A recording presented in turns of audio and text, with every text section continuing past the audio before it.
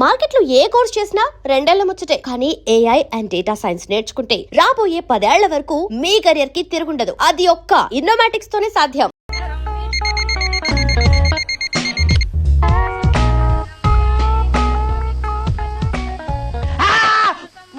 ఏంటి నిన్ను చూసి నువ్వే భయపడుతున్నావా? ఏం చేస్తావు? నీ ఫేస్ అలాంటిది, భయపడక చేస్తావా? అందుకేగా నాకిప్పటిదాకా పెళ్లే కాలేదు. అయ్యుంటే ఈ పాటికి ప్రొడక్షన్ ఆపరేషన్ 2 అయిపోయింది. ట్రై చేస్తున్నాం సార్. ఇప్పటికే పెళ్లి చూపులు ½ సెంచరీ పూర్తయినాయి. సెంచరీ అయ్యేలాగా ఈ గంతకు తగ్గ బంత దొరకపోతుందా?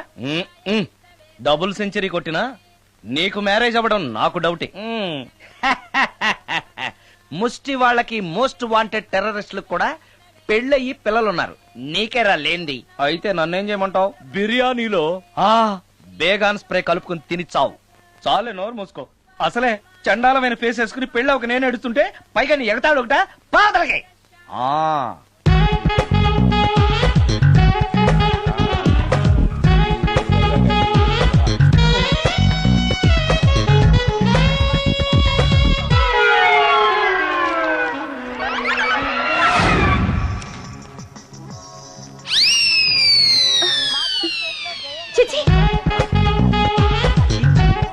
నా మొహం అంత అసహ్యంగా ఉందా? వాడు పెళ్లాంతో హనీమూన్ లో ఉండగా మిమ్మల్ని, పెళ్లాంతో చెప్పు దెబ్బలు తింటున్నప్పుడు నన్ను పుట్టించాడు. అది నా కర్మ. వస్తున్నా.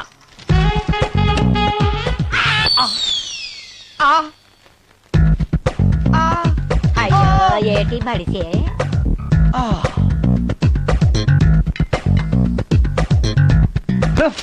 మన ఫేసే ఎవరు చూడలేక వస్తుంటే పైగా ఈ ఎక్స్పోజింగ్ కూడానా? చెయ్యి. లోపల డ్రాయర్ ఉంది కాబట్టి సరిపోయింది. అమ్మో ముత్యాలు. ఏటి బాబు? నేను రికార్డింగ్ థియేటర్ కి వెళ్ళొస్తాను. అలాగే బాబు. ముత్యాలు, మళ్ళా ఏటి బాబు? ఇందాక నువ్వు చూసింది ఎవరికి చెప్పకు. అందరికి చెప్పుకొని తిరగటానికి నేను చూసింది ఏమైనా రామాయణంలో సుందరాకాండ కట్టవా బాబు? వెళ్ళా బాబు. Excuse me.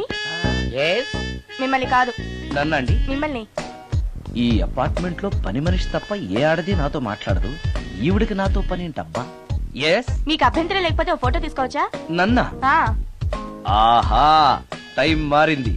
మన ఫేస్ కి ఏకంగా ఫోటోలే తీసుకుంటున్నారు. ఈ ఛాన్స్ వదలకూడదు. ఓకే.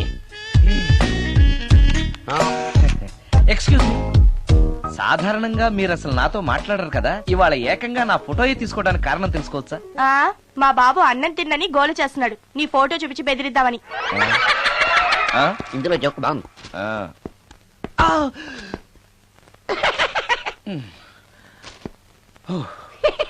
20% ఇవ్వడానికి వస్తున్నారు ఏదో. ఏమండి, వచ్చే వారం తిరుపతిలో బ్రహ్మోత్సవాలు జరుగుతున్నాయి. అయితే వెళదామండి. 3 రోజులు టైం వేస్ట్, 2000 డబ్బు బొక్క. ఏదో టీవీ ముందు కూర్చున్నావు అనుకో, లైవ్ ప్రోగ్రామ్ ఇస్తారు. ఫ్యాన్ కింద కూర్చొని పల్లీలు తింటూ చూడొచ్చు. రేపు ఆదివారం ఏదైనా మంచి సినిమాకి వెళ్దామండి. వారిని 3 గంటలు టైం వేస్ట్, 200 రూపాయలు డబ్బు వేస్ట్. 3 నెలలు కళ్ళు మూసుకోనుకో, ఏదో ఛానల్ వస్తుంది, ఇంట్లో కూర్చొని చూడొచ్చు. అవును, మర్చిపోయాను, నీకు ఫిష్ బిర్యానీ చేయడం వచ్చా? తినాలుంది. ఎందుకు అనవసరంగా డబ్బు ఖర్చు? ప్రతిరోజు టీవీ చూస్తూ కూర్చోండి. ఏదో ఒక రోజు టీవీ ప్రోగ్రామ్ లో గుమ్మగుమ్మల్లో చూపిస్తారు ఎలా చేయాలో. లొట్టలేస్తూ చూడొచ్చు. మాటల్లో పెట్టి రికార్డింగ్ థియేటర్ వరకు నడిపించుకుంటూ తీసుకొచ్చి ఆటో డబ్బులు మిగిల్చారు. హలో, నువ్వు ఎంత బాగా వాయిస్తావు, ఏం బాగా వాయిస్తావు అనేది నాకు అనవసరం. నీకు ఇచ్చే రిమ్యునరేషన్ లో నాకు 20% ఇస్తావా? అయితేనే ఓకే. Line note. అలా అయితేనే ఓకే. లేవుటి ఇంకోసారి ఫోన్ చేయకు పెట్టే ఫోన్. ఇదిగో, నువ్వు పంజాబ్ వెళ్తున్నావు కదా, మా ఆవిడ్ని మాధురి రికార్డింగ్ థియేటర్ లో డ్రాప్ చేసి ఆ తర్వాత వెళ్ళు. అర్థమైందా? అలాగే.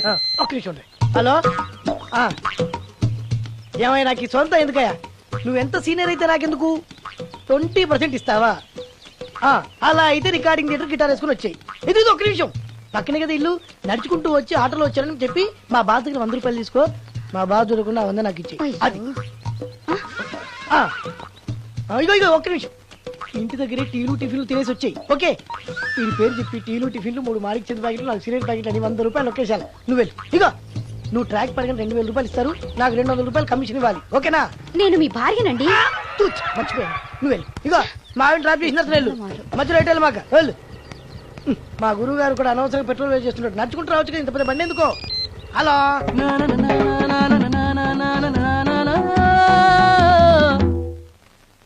ఏమయ్యా నువ్వు ఇన్స్ట్రుమెంట్ ప్లే చేస్తున్నావా దుమ్ము దులుపుతున్నావా? Sorry sir. కొంచెం స్లోగా. Okay sir. Please please. Sir good morning sir. ఏంటయ్యా అందరూ వచ్చేసారా? అందరూ వచ్చారు సార్, ఆ. ఒక్క ప్రసాద్ గారు రాలేదండి. అదేంటి వాడు నిన్నే వస్తానని చెప్పాడు కదా. వాడికి పెళ్లి సెటిల్ అయింది సార్, రావడానికి ఇంకా 2 రోజులు పడుతుందని ఫోన్ చేశాడు. వీణ వాయించేవాడికి డప్పు కొట్టేవాడికి కూడా పెళ్లిళ్ళు అవుతున్నాయి. మ్యూజిక్ డైరెక్టర్ నాకు మాత్రం అదృష్టం లేదు. జింగిల్ మొత్తం వీణ మీద ఆధారపడింది, వాడు లేకపోతే ఎలారా? వాడు లేడనే సువర్ణ అనే వీణ ప్లేయర్ తీసుకొచ్చాను సార్. ఆ అమ్మాయి బాగా ప్లే చేస్తుందా? బ్రహ్మాండం, తీగ లెంపెద్ది. ఇలా చెప్పే మొన్నెవడో మృదంగం వాడిని తీసుకొచ్చావు, వాడిని ఆది తాళం వాయించరా అంటే చౌ మేళం వాయించాడు, చెవులో చిల్లులు పడిపోయాయి. తీసుకొచ్చాను కదా, మీరే టెస్ట్ చేయండి. ఒక్క నిమిషం రండి అమ్మా. నా కమిషన్ మీద మర్చిపోద్దమ్ము. ఈయనే మ్యూజిక్ డైరెక్టర్ సుందరం గారు. నమస్కారం అండి. నమస్తే.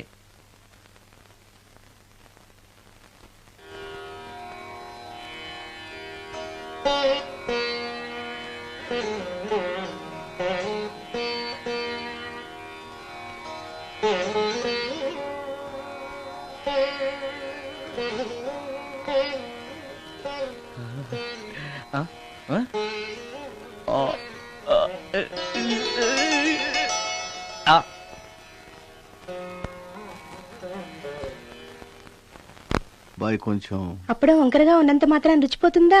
అబ్బాయి డబ్బు బాగా సంపాదిస్తున్నాడు. డబ్బుంటే అన్నీ ఓకే. మీ తమ్ముడు మాకు బాగా నచ్చాడండి. నేను మీకు నచ్చాను, మీ అమ్మాయి మా అందరికీ నచ్చింది కాబట్టి. చెప్పు బాబు.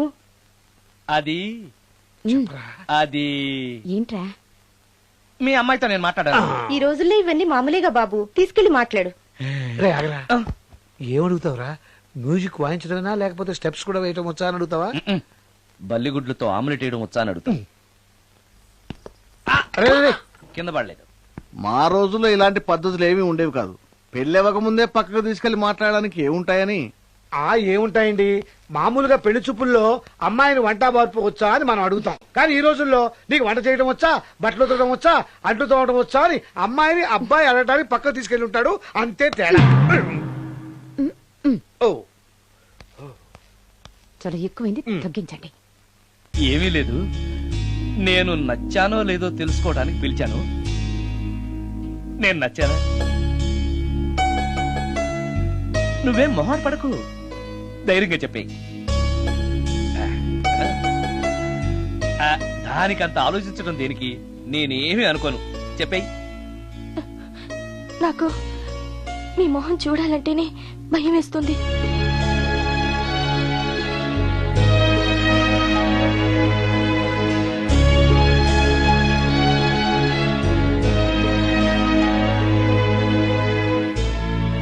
పనిలో పని ముహూర్తాలు కూడా పెట్టేస్తే మనం పెళ్లి ఏర్పాట్లు చేసుకోవచ్చండి. అలాగే అక్క, ఏనానా? ఈ పెళ్లి జరగదు.